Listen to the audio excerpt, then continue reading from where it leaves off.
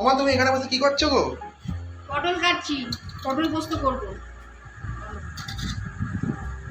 কি করে করবে? পটল পোস্ত কি করে করব? ঠিক আছে, তোকে শিখিয়ে দিচ্ছি, কারণ তুই তো বাইরে কাজে যাবি, তুই একা একা রান্না করতে পারবি। দাঁড়া, তোকে শেখাচ্ছি। তেল গরম করে ফোড়ন দিয়ে পটলগুলোকে ছেড়ে দিবি, ভালো করে নাড়াচাড়া করবি নুন হলুদ দিয়ে।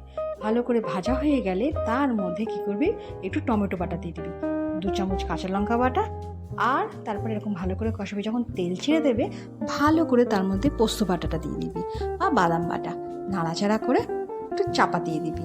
বেশ ভালো করে ঘন ঘন হয়ে গেলে 1 কাপ দুধ এবং প্রয়োজন মতো চিনি দিয়ে দিবি। তারপরে একটু নাড়াচাড়া করবি, ব্যাস হয়ে গেল পটলের পোস্ত। এইবার সোজা পাতে। বাবু খেয়ে বল। মা ফাটাফাটি।